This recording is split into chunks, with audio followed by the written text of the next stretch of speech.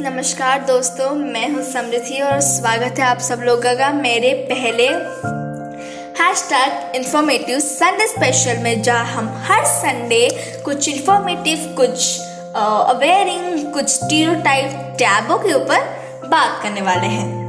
तो आज हम जिस टॉपिक या फिर मुद्दे पर चर्चा करने वाले हैं वो एक बहुत ही इंसेंसिटिव टॉपिक है इंडिया जैसी सक्सेसफुल डेमोक्रेटिक कंट्री में। यस, और आज भी लोग उस बारे में आवाज़ उठाने के लिए, बात करने के लिए कतराते हैं और डरते हैं।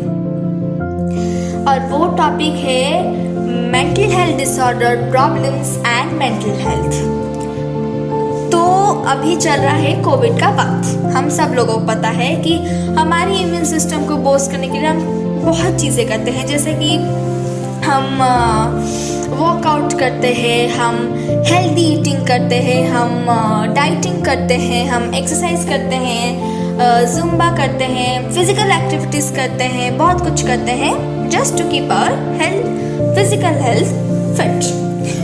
तो अगर हम इतना ही एफर्ट अपने फिजिकल हेल्थ में लगा रहे हैं तो हम उतना एफर्ट अपने मेंटल हेल्थ को फिट करने के लिए क्यों नहीं लगाते हैं? वाई? हमें जितना हमारा फिजिकल हेल्थ इम्पोर्टेंट है उतना ही हमारा मेंटल हेल्थ फिट और मेंटेन रहना इम्पोर्टेंट है। मेंटल हेल्थ हमारे इमोशनल, साइकोलॉजिकल और सोशल वेलबींग को इंक्लूड करता है और ये हमें हेल्प करता है ये डिटरमाइन करने में कि how we think, how we feel, how we act. ये है मेंटल हेल्थ का काम। और अगर मैं ये कहूँ तो बिल्कुल गलत नहीं होगा कि mental health is important at every stage of life, from childhood to adolescence through adulthood. अगर एक भी स्टेज में कुछ भी गड़बड़ हुआ या फिर हमारे मेंटल हेल्थ पर कुछ बुरा असर, फिर बुरा इम्पैक्ट हुआ, तो ये बहुत ही गहरा असर करेगा हमारे मेंटल हेल्थ पर और फ्यूचर में हम बहुत ही डिफ़िकल्टीज़ को फेस करेंगे। तो मेंटल हेल्थ बहुत इम्पोर्टेंट है। जैसे गाड़ी का ड्राइवर गाड़ी चलाने के लिए ठीक होना चाहिए just to prevent the car from accident, वैसे ही हमारे फिजिकल हेल्थ और डेली एक्टिविटीज़ को नॉर्मल और डिफ़िकल्टी फ्री रखने के लिए हमारा मेंटल हेल्थ इम्पोर्टेंट है। मतलब कि अगर हमारा मेंटल हेल्थ ही अच्छा नहीं होगा, हमारे मेंटल हेल्थ में ही कुछ गहरा असर या फिर गलत होगा तो ऑटोमेटिकली ये हमारे फिजिकल हेल्थ और हमारे डे टू डे वॉक पर भी अफेक्ट करेगा। वो तो सबको ही दिखेगा, हमें भी दिखेगा। तो चलिए बात करते हैं कुछ मेंटल डिसऑर्डर्स के बारे में, जैसे कि डिप्रेशन, ओसीडी और bipolar disorder, anxiety disorder, panic attacks और हेलुसिनेशन, बहुत कुछ है ऐसे ही कुछ डिसऑर्डर्स। और सबसे सैड और दुखद बात क्या है पता है कि इस 2 साल कोविड के वक्त सबसे ज़्यादा जो डिप्रेशन और ओसीडी के केसेस है वो 18 to 20% of adolescents from 13 to 18 years के अंदर पाए गए हैं। और जितने भी डिप्रेशन से सुसाइड केसेस है वो ज़्यादातर 13, 14, 15 ईयर्स के एडोलेंसेस के अंदर पाए गए हैं। तो अल्टीमेटली हम कहें तो हमारा यूथ अफेक्ट हो रहा है इस मेंटल हेल्थ प्रॉब्लम से, जो कि एक अच्छा साइन नहीं है हमारे लिए, क्योंकि हमारा यूथ ही हमारा फ्यूचर है, हमारा नेक्स्ट जनरेशन है। और अगर हमारे यूथ को प्रॉब्लम्स हो रहा है तो हमारे फ्यूचर जनरेशन को खतरा है। तो और इसका कारण क्या है कि 2 साल एक कमरे में, एक घर में हम बंद होकर रहे, स्कूल, कॉलेज सब कुछ बंद हो गया, जिसके वजह से अडोलेंस का टाइम बहुत ही नाजुक टाइम होता है, टीनेज का टाइम बहुत नाजुक टाइम होता है। तो उस टाइम में हमें ज़्यादा ध्यान देकर रहना चाहिए अपने मेंटल हेल्थ के ऊपर। तो अगर उस टाइम में कुछ भी असर हुआ तो वो डिप्रेशन को लीड कर सकता है फ्यूचर में, और वही हो रहा है अभी यूथ में। तो वो ज़्यादातर अकेला फील कर रहे हैं, चिड़चिड़ा फील कर रहे हैं, और एंग्जाइटी हो रहा है उनको, और यही चीज़ लीड कर रहा है डिप्रेशन, ओसीडी और suicide thoughts and suicide attempts के लिए।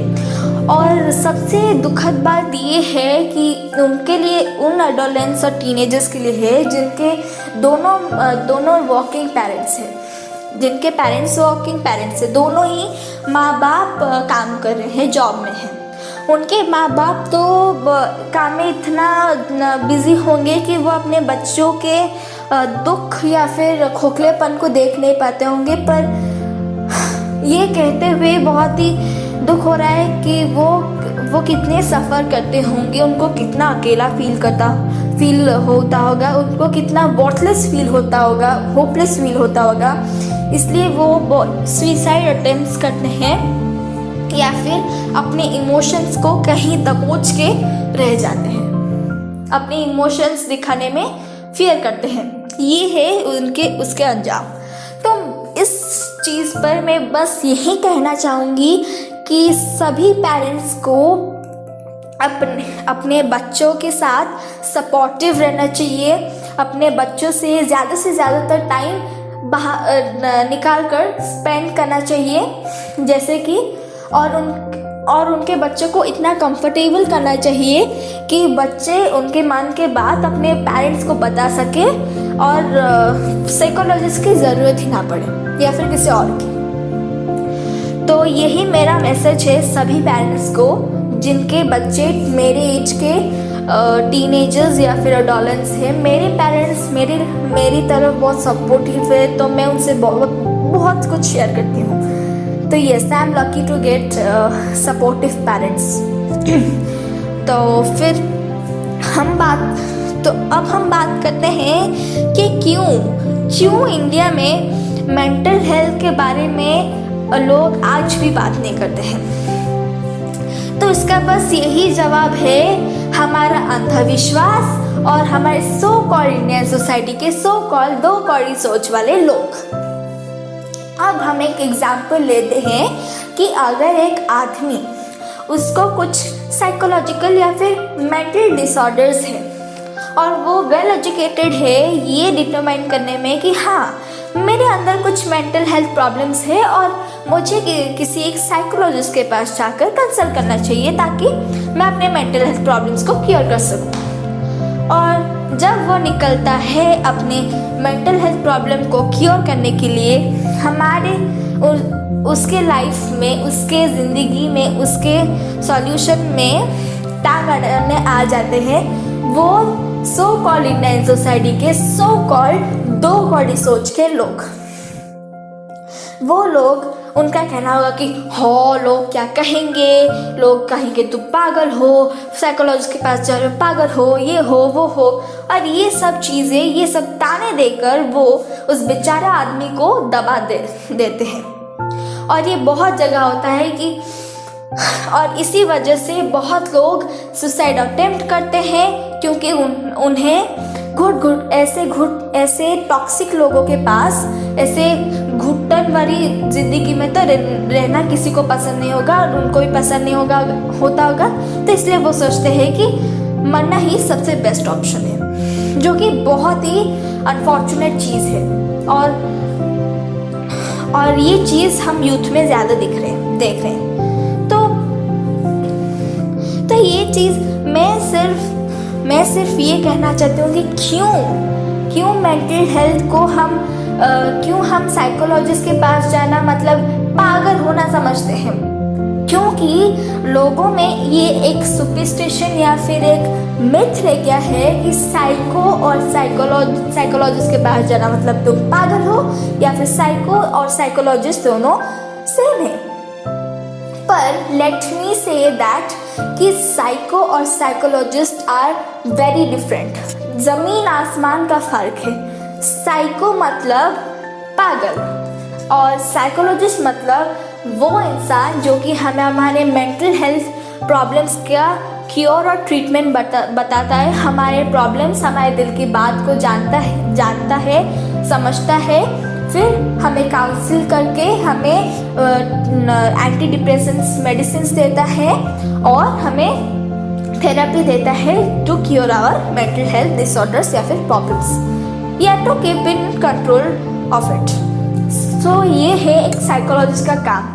तो प्लीज़ जो लोग देख रहे हैं और जिनकी सोच ये है कि साइकोलॉजिस्ट के पास जाना मतलब तुम पागल हो, तो प्लीज़ ये अपना 2 कौड़ी का सोच अपने दिमाग में कहीं लॉकर में छुपा कर रख लो, क्योंकि ये तो बिल्कुल भी गलत है।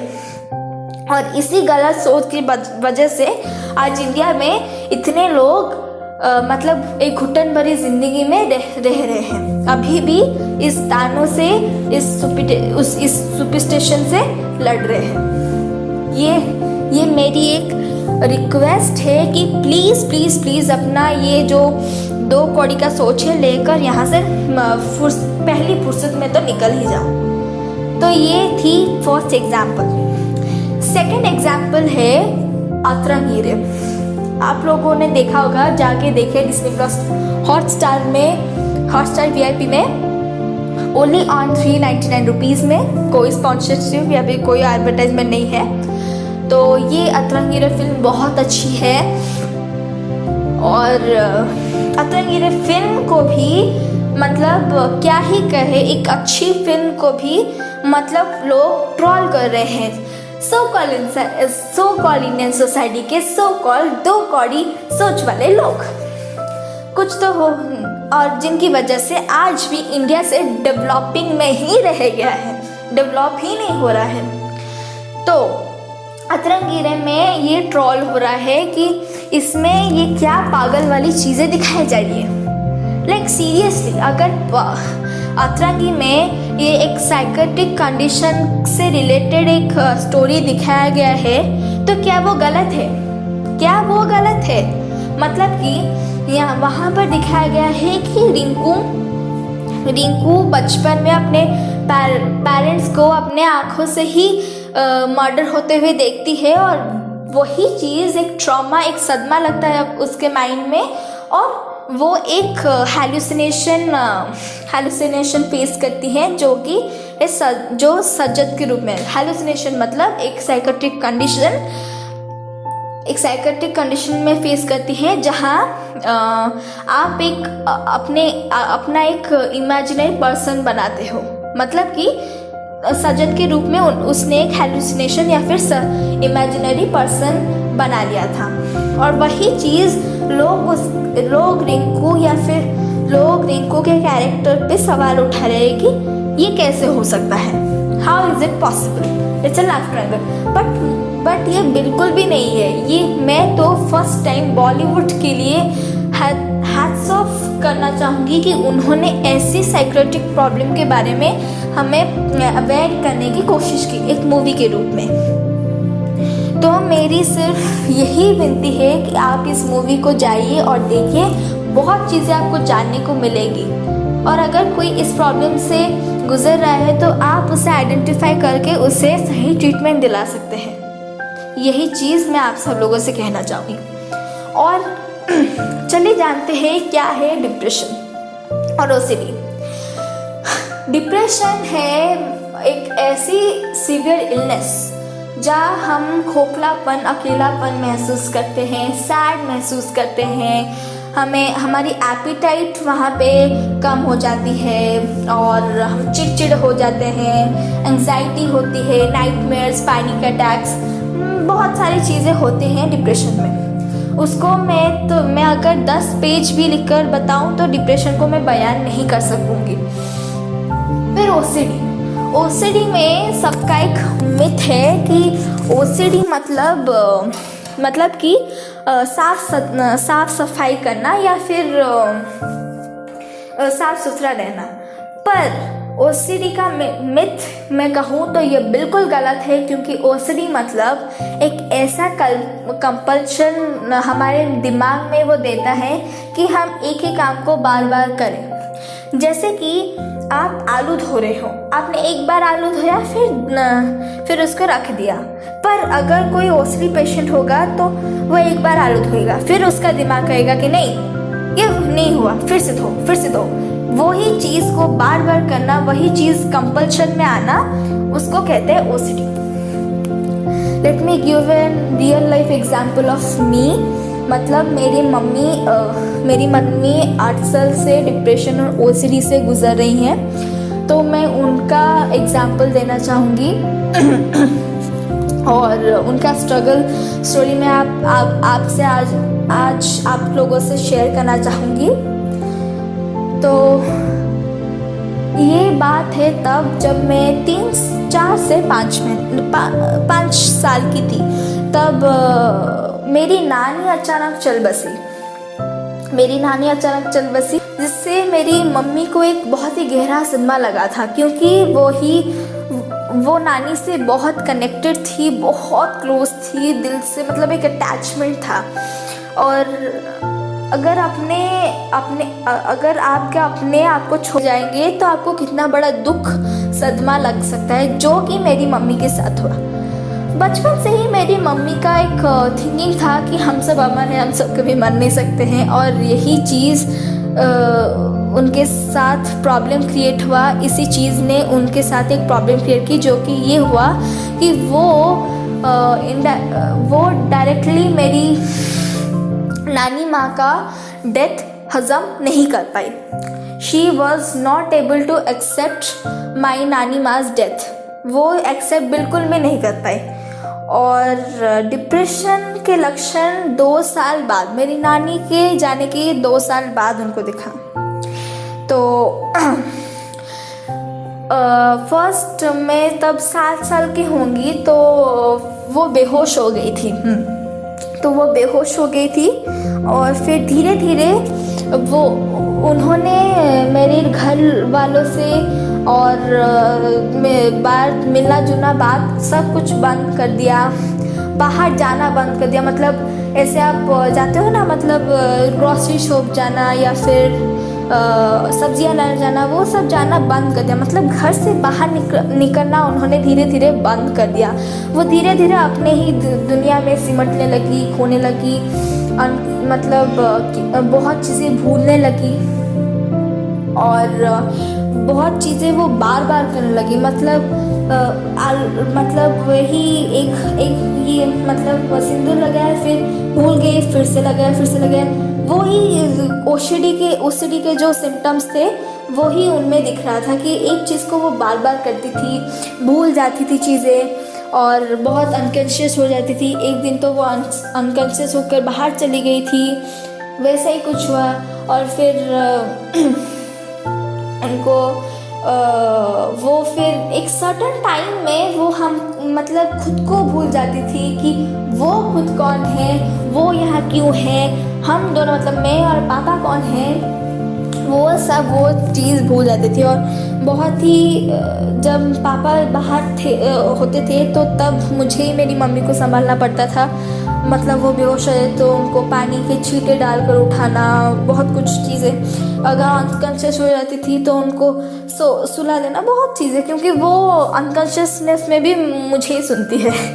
तो हाँ, ये थी कुछ बातें मैं आपसे शेयर कर रही हूँ एक शॉर्ट समरी में। तो ये कुछ चीज़ें मैं आपसे कह रही हूँ। और ये चीज़ें मेरी मम्मा के साथ 3 साल चलने लगे और हम 3 साल तक अनअवेयर रहे कि वो डिप्रेशन में जूझ रही थी, गुजर रही थी डिप्रेशन और ओसीडी से। और और अगर मैं अंधविश्वास की बात कहूँ तो मैं आपसे कह सकती हूँ कि एक इंसिडेंट था कि मैं अपने गांव गई थी और मेरी मम्मी ऐसे ही बात कर रही थी, मुझे जाना है, ये करना है, वो करना है। वो अपने कॉन्शियस स्टेट में ही नहीं थी। उनके ब्रेन का जो स्विच ऑफ बटन है ना वो स्विच ऑफ हो गया था। तो वो खुद नहीं जानती थी वो क्या बोल रही थी, वो बस बोले जा रही थी कुछ भी। उनको अभी भी नानी माँ की याद आ रही थी, तो इसलिए वो अनकॉन्शियसनेस में सिर्फ वही चीज़ें बोल रही थी और बोल रही थी मैं जाऊँगी, ये करूँगी, वो करूँगी। तो मेरे गांव वालों ने, मेरे घर वालों ने सोचा कि उनके अंदर क्या भूत प्रेत आत्मा है। ये सच है, ये सच है, भूत प्रेत आत्मा है। और इसके वजह से उन्होंने एक तांत्रिक को बुलाया था। हाँ, एक तांत्रिक को बुलाया और वो तांत्रिक आया और हद तो तब पार हो गई जब उस तांत्रिक को लगा कि ये आत्मा बाहर नहीं निकल रही, वो इनविजिबल आत्मा बाहर नहीं निकल रही। और उन्होंने उसको मतलब उनके पॉइंट ऑफ व्यू से उस आत्मा को बाहर निकालने के उन्होंने मेरी मम्मी को लिटरली छड़ी से मारा। मतलब आप देखिए अंधविश्वास के जो लेवल से उसने तो उस दिन हद ही पार हो गई थी। और इसी अंधविश्वास के वजह से बहुत लोग फिजिकल पेन से भी गुजरते हैं, जैसे मेरी मम्मी। और ये क्यों हुआ? Lack of knowledge, lack of awareness. तब उस टाइम डिप्रेशन और ओसीडी क्या था किसी को पता ही नहीं था। 3 साल ऐसे चलते रहे और फिर हमें पता चला निमांस के बारे में। 2 महीने हम निमांस गए, मतलब मैं बेंगलोर में अपने रिलेटिव्स के पास रहती थी और मम्मी पापा निमांस में हॉस्पिटल में थे। ट्रीटमेंट हुआ, मम्मी में एक बहुत ही ड्रास्टिक चेंज और इम्प्रूवमेंट दिखा। और डॉक्टर्स का ये कहना था कि सबसे मतलब मम्मी जिस लेवल में थी, मतलब उस लेवल से इतना इम्प्रूवमेंट तो 1-2 साल में जो होना चाहिए वो 2 महीने में ही मेरी मम्मी में दिख रहा था। और उनका कहना था कि मेरी मम्मी में एक जुनून था, एक उम्मीद था कि हाँ मैं इस बीमारी से ओवरकम कर सकती हूँ, मैं ये कर सकती हूँ। आई कैन डू इट वाला जो स्पिरिट था वो उनके अंदर कहीं ना कहीं था, जिसके वजह से ये एक बहुत ही बड़ा और अच्छा इम्प्रूवमेंट हुआ। और धीरे धीरे फिर वो थेरेपी और एंटी डिप्रेशन की मदद से ठीक हो गई है। और ठीक हो गई मतलब स्टेबल में थी। पर कोविड में वो 2 साल जा नहीं पाई थेरेपी के लिए, तो इसलिए उनका फिर से वही चीज़ हो रहा है। बेहोश होना तो नहीं हो रहा है, पर हेलुसिनेशन आप कह सकते हो कि वो अपने इमेजिनरी पर्सन से बात करती है। तो ये वो एक चीज़ प्रॉब्लम क्रिएट हो रही है, तो वो अभी जाएंगी फिर से निमांस। एंड मेरी नज़रों में तो मेरी मम्मा मेरी सबसे she is the strongest and the best person I have ever seen, क्योंकि उनमें जो हार्ड वर्किंग, उनमें जो एफर्ट्स थे, अगर नहीं होते तो वो आज यहाँ तक नहीं पहुँच पाती। और 8 साल वो इस मतलब डिप्रेशन को अपने मुट्ठी में कसकर नहीं रख पाते अगर वो एफर्ट नहीं डालते। उनके साइड से एफर्ट था, इसीलिए वो ठीक हो पाई। और मैं अपने मम्मी से बहुत प्राउड हूँ कि वो ये ओवरकम कर पाई, अपने फियर्स को ओवरकम किया, एफर्ट दिया, हार्डवर्क किया, और इसीलिए वो यहाँ पे है। और वो सबसे स्ट्रॉन्गेस्ट है, मुझे पता है। वो मेरी आइडल है, वो मेरी बेस्ट फ्रेंड है, मैं उनसे हर बात शेयर करती हूँ। और इसीलिए मेरा मकसद ये था मेरी मम्मी का स्ट्रगल के बारे में कहना कि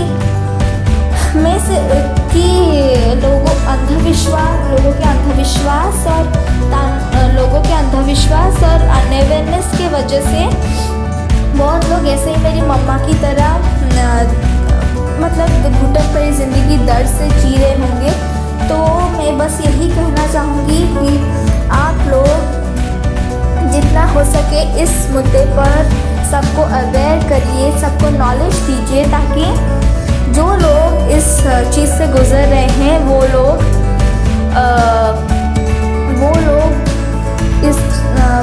अपना ट्रीटमेंट करवाए, अपने घुटन भरी ज़िंदगी में, अपने अंधेरे भर की ज़िंदगी में कुछ रोशनी लाए।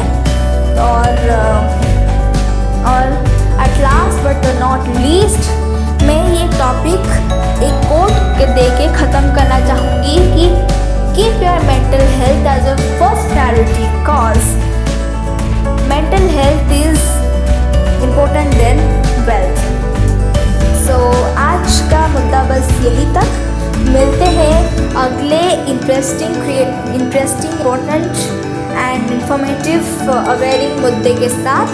तब तक के लिए नमस्कार, take care and bye bye my प्यारे listeners and viewers. And yes, do not forget to share, like, subscribe and comment.